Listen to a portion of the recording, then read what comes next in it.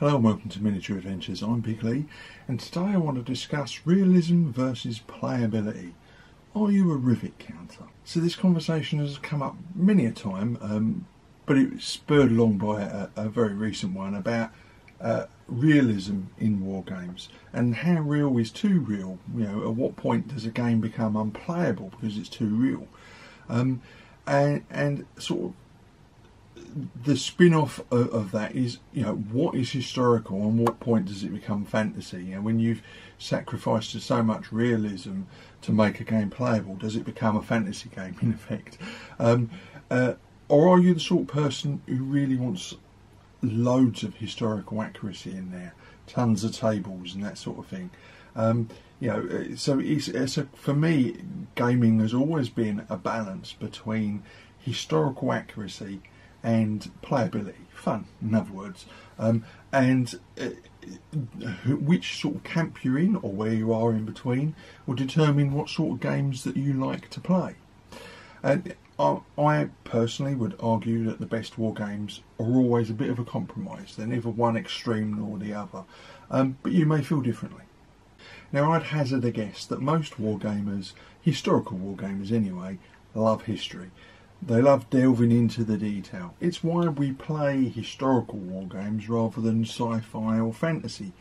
And our niche of the wider gaming hobby has always, let's face it, been a bit nerdier than others. Maybe I'm wrong, but that's how it feels to me. We literally do. We do count the rivets, get the exact cuff colour, research the correct units and the right flags for them. We know the specifications and the performance of every weapon. And some people, as in all walks of life and in all sorts of hobbies, take this to an extreme. But let's face it, most of historical wargamers like to pretend they're historians, right? Few of us actually are. We're mostly a bunch of very enthusiastic amateurs, and certainly that's how I'd categorise myself. I wouldn't dare to presume to call myself a historian. I'm an enthusiastic amateur who loves his history. We are, historical wargamers are passionate for sure, but amateurs nonetheless. And then at the other end of the scale, you've got those who I would define as hobbyists. They are, they enjoy playing the game, and really the type of game doesn't matter so long as playability is at its core. They're less fussed about the history and accuracy, and more focused on gameplay, on getting a game that zips along well and has interesting characteristics and mechanisms built into it. So they're less fussed with the nitty gritty and the dice rolling and the tables and so on. They're happy to sail very close to fantasy in their war games.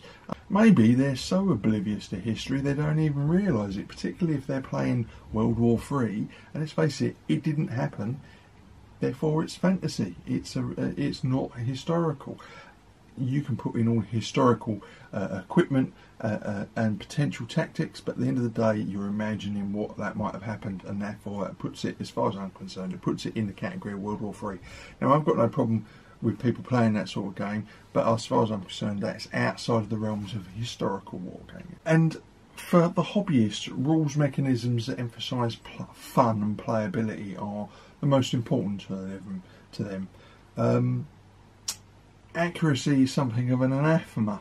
I would suggest that for the most extreme, you know, they're quite happy to ignore the fine detail and how many rivets are on their tanks if they can get a good game out of a set of rules.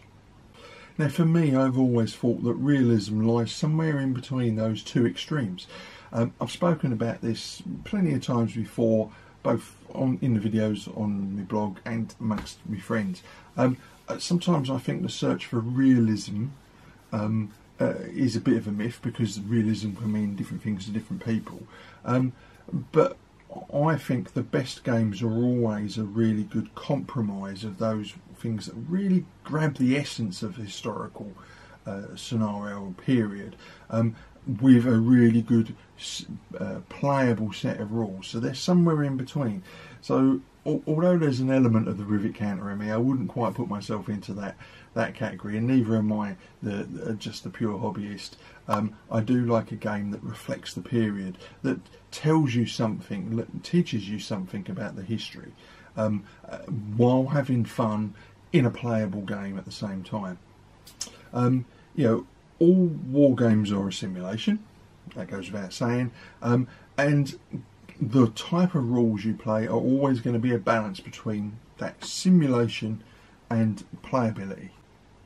So my personal view is that there's a sweet spot, you know, and feel free to disagree with me, somewhere in the middle. You know, I love history, I want some degree of accuracy in my games, but I also want playability.